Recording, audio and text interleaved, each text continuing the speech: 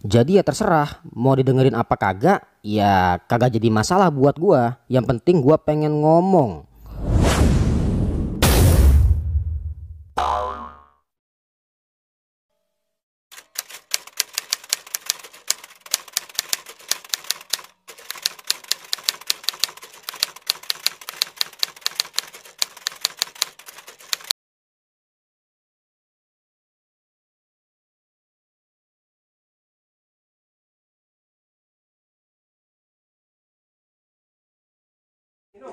Agak bang. Hah? Agak. Saya telepon polisi nih kalau sekarang. Gitu aku polisi. Kurang orang. Hah? No. Kamu siapa ya? Sini. Gak ada minum sini. Pas saya bilangin pagi kamu gak boleh ngotak sini lagi. Hah? Kamu kerja di mana? Siapa yang dikebukin sama tadi? Ditendangin. Agak. Hah? Agak. Ada yang tendangin? Tadi ibu itu ngadu ke sana. Ibu yang gaman tadi ibu tadi tuh. Hah? Lalu. Katanya anaknya ditendangin. Sampai terakhir. Anaknya dia, anak ibu itu. Agak. Kalau mabuk diam tidur. Jangan mabuk, ngoceh-ngoceh kamu itu. Siapa pagi mabok sih? Ini mabuk nih. Mabok lo. Hajar juga. Jangan mabok. Udah. Jangan mabok dulu. Gak begitu bang. Kenapa? Kamu udah salah udah mabuk. Pagi-pagi mabuk. Jangan bikin rese di sini kan orangnya anak-anak semua. Enggak begitu Gimana bang. lo? Iya. Kenapa tadi lu pegang besi buat apa nih? Buat apa ini? Buat apa nih? Buat ribut. Pala lu kan kena. Hajar juga nih. Enggak bang. Kalau orang mati. Orang mana lu? Orang mana? Hah? Enggak begitu bang. Jadi juga begitu lu mabok udah salah orang mabok. KTP-nya. KTP-nya mana? Ambil besok. Udah keluarin lah nih. Oh, Orang di mana dia? ini katakan ini. Di mana? Orang pada ketakutan aja lu di sini. Jangan itu kan kalau bapak jangan mabok. Wajib di sini dari kecil nggak ada yang mabok. Ya. Nggak ada yang mabok dari kecil di sini. Udah kamu udah. Oh, udah apa? Kamu Jangan ini besi ini bahaya ini. Mata ini di kemplang mana? Itu tadi. Mana tadi anak yang dikeplang tadi mana? Mana tadi di kemplang? Ah tadi. Dari mana bosnya itu? Oh, udah bang. Ke polisi aja lah. Ke polisi aja. Gua ban. Ini bahaya nih orang ini. Ayo mabok ngomongin orang kok. Mabok kerja keras, mabok tidur. Ah beli lu tuh. Hah? Jagoan di sini lu. Agak. Lawanannya gua. Nih. Kenapa gua? Hah? Macam-macam di sini. Jadi bahaya ini. Mana bu? Ini tendang anaknya. Mau dilanjutin ke polisi atau gimana? Polisi enggak? Pak ini udah sering kali Pak ini aku lagi tidur di gobrak pintu saya Pak udah sering mabuk ini kalau saya ditumpah. Waduh, Pak. Dan di gobrak pintu saya siang-siang mabuk ini terus ini Pak sama saya gitu Pak dendam sama saya. Gara-gara anak Pak jadi itu dia terus. Saya nggak punya laki Pak, nggak punya laki saya. Udah ya jangan anuin Pak Haji, anuin sekarang nih ya. Iya Pak Haji udah anuin sekarang nih, awas mabok lagi Pak Haji. Lu kasih ampun Pak Haji lo. Dah jadi bukan ya deh. Yang digebuk yang tendang mana ini? Ini di sini Pak yang Ini udah dibawa kekerasan dilaporin ke polisi ini. Pak. Kamu yang nengok saya. Maunya kamu itu. Di kota itu Pak anak kecil, saya pengen digebukin pakai itu saya kabur. Hah?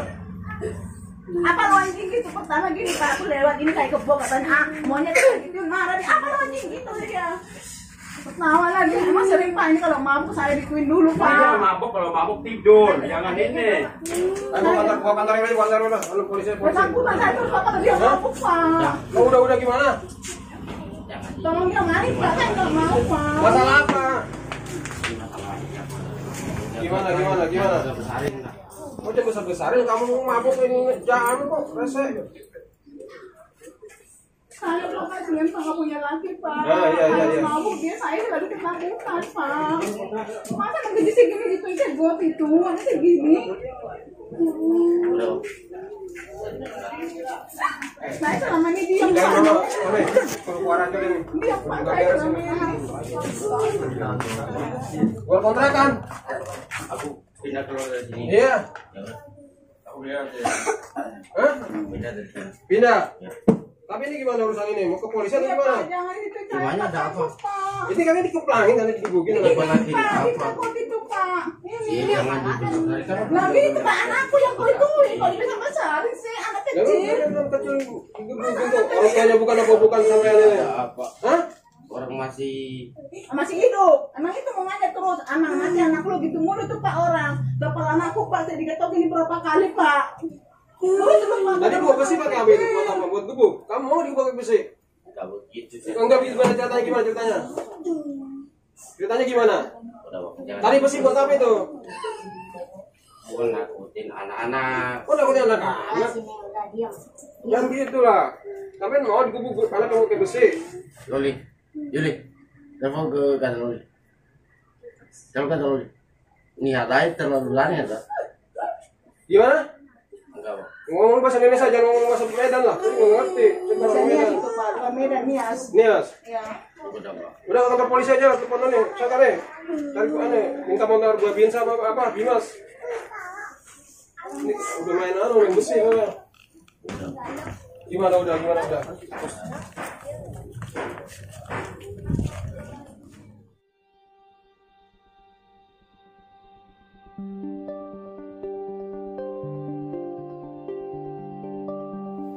Gimana? Udah pada ngeliat videonya kan ya? Kalau udah, itu yang bakal gua bahas di sini. Lokasinya deket banget sama tempat gua ngeracik podcast di Cakung, Kampung Baru. Jadi awalnya begini. Kebetulan emang momen di tempat gua lagi pada ngadain korban gitu, ngorban binatang. Biasa kan masih Idul Adha nih ya. Otomatis kan rame tuh orang-orang pada bantuin ya.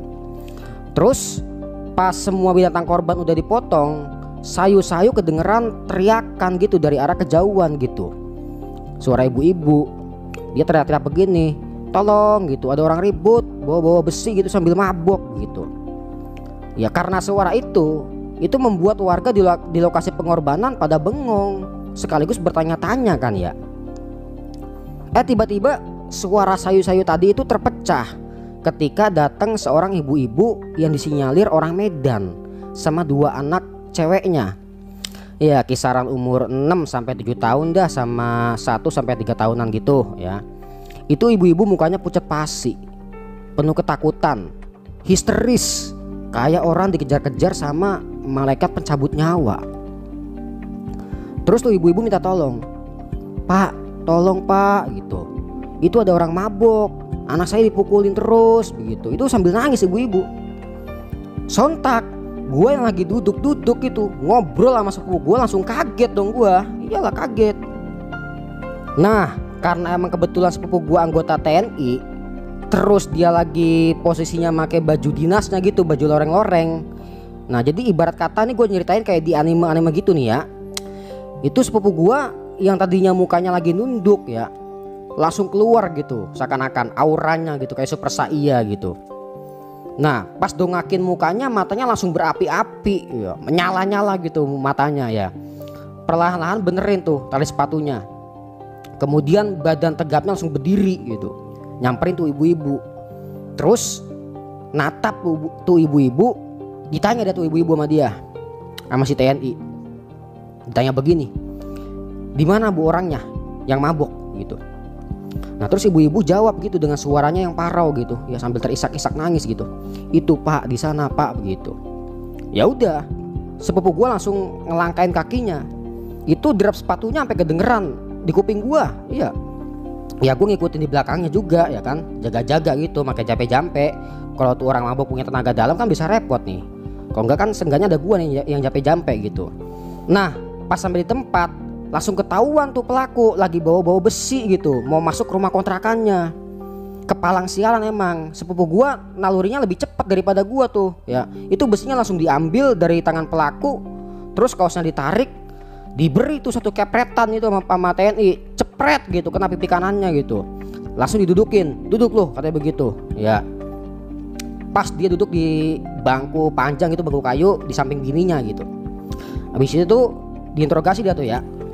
Itu kopi yang ada di sampingnya langsung dikemplang tuh sama anggota TNI, pecah gitu gelasnya, belingnya berserakan, langsung keluar dah tuh bau alkohol. Gua rasa sih itu kopinya dicampur sama anggur merah ya. Orang bau nyampe nusuk-nusuk janur hidung gua, iya beneran dah. Akhirnya terjadi dah interogasi yang ada di video yang sebelumnya tadi gua tayangin tuh ya. Gua kira tuh orang sakti kali. Didatengin TNI langsung ciut gitu. Ya udah, akhirnya capek-capek gua kagak gua keluarin udah di situ ya. Oke, seperti biasa nih ya, gua bakal bahas perilakunya ya, bukan pelakunya, tentaranya, atau orang-orang yang terekam di video tadi. Jadi ingetin lagi nih ya, gua akan membahas perilakunya, atau gua bakal bahas seperti biasa studi perilaku, telaah perilaku gitu aja dah ya. Oke, ini sebagai pengantar aja nih ya. Karena kejadian ini lagi masa Idul Adha atau Idul Kurban, tepat hari Sabtu 1 Agustus 2020 atau masih tanggal 11 Zulhijjah ya. Jadi begini, belum tentu orang yang pada haji dan kurban itu dikatakan sudah beriman. Secara syariat dia emang udah ngelaksanain rukun Islam, tapi secara hakikatnya ya belum tentu. Sehingga yang terjadi kini ibadah kurban hanya sebagai doktrin syariat aja. Padahal nih, Idul Adha itu kan Idul Kurban nama lainnya. Kurban di sini bukan berarti menyembelih. Kalau menyembelih itu bahasa Arabnya zabih atau nahar gitu. Sedangkan korban itu bahasa Arabnya kurban ya. Kurbanan dan kirbanan itu masdarnya yang berarti dekat gitu. Jadi di sini banyak orang memahami kalau kurban itu motong hewan gitu. Padahal kan esensinya atau intisarinya ya keiman tadi, mendekatkan diri lagi ke Tuhan. Sehingga banyak orang Islam yang pada korban tapi belum sampai ke tahap iman gitu ya. Oke dah, itu intermezzonya aja ya. Jadi begini, seperti yang gue bahas di podcast sebelumnya yang berjudul Ada Lokalisasi di Cakung, bahwa hubbud dunia ra'su kullu khotiatin ya. Artinya cinta pada dunia itu pangkal dari segala keburukan atau kejahatan.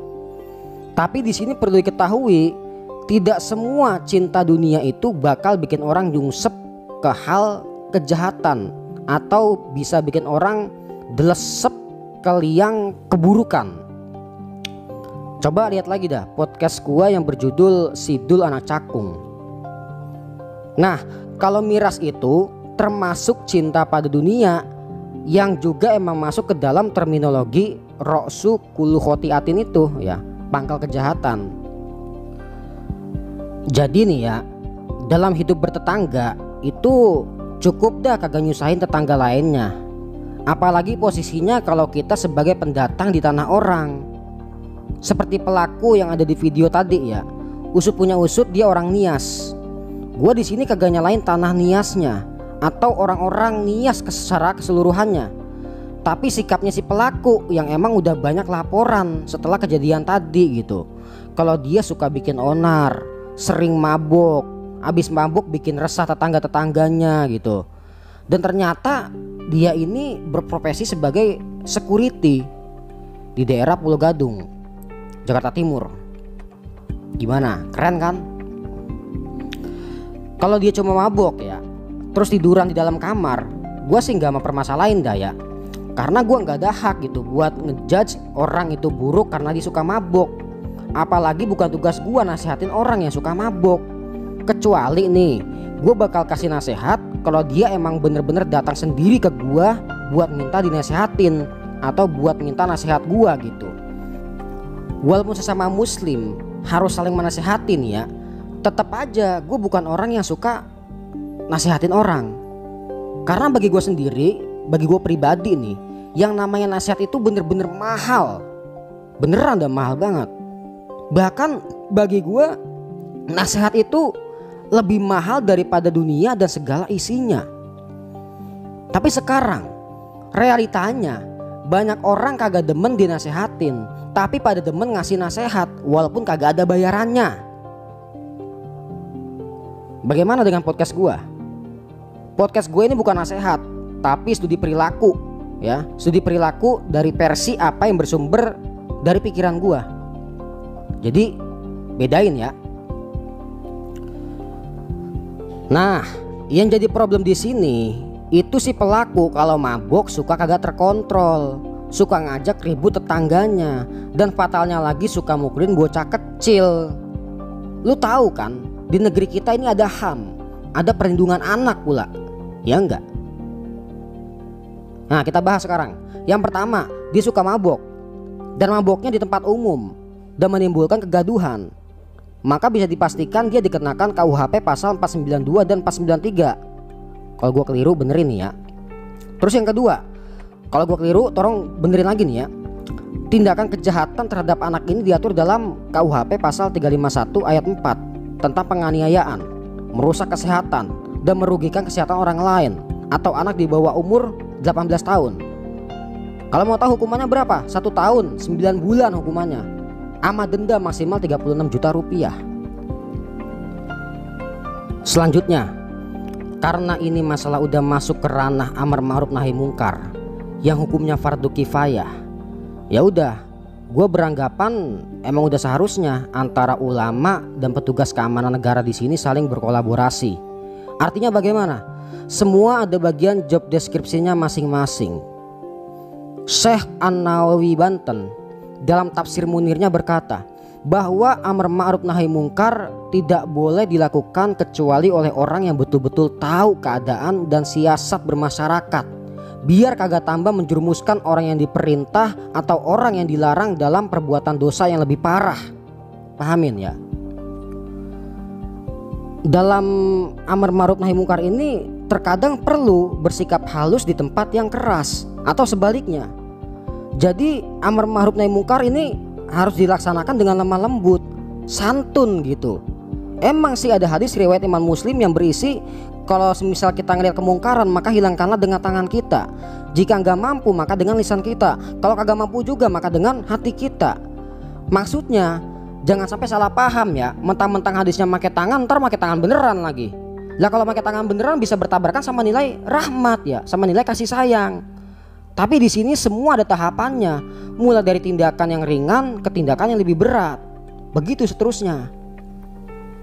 Lalu bagaimana dengan video tadi? Video di mana si TNI gaplok si pelaku yang mabuk. Nah, di sini maksud gua bahwa ada job deskripsinya masing-masing. Jadi ulama ya cukup ngasih nasihat, makanan dan minuman rohani ke masyarakat. Dan tugasnya mencegah kemungkaran, yaitu tugasnya aparat negara, ada aparat keamanan gitu.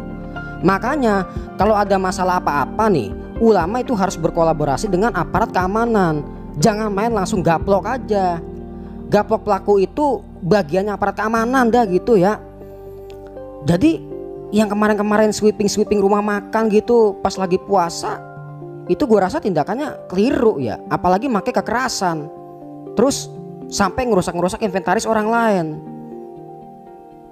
Kita hidup di negara Indonesia, semua diatur dan ada hukum serta aturan mainnya. Jadi ya jangan sama-sama bawa pentungan terus keliling takbiran dah, Allahu Akbar, pentung begitu. Ingetin nih ya, orang mabuk karena miras itu masih ada obatnya, masih bisa diterapi. Tapi kalau orang udah mabuk karena agama, itu yang sampai sekarang belum ada obatnya.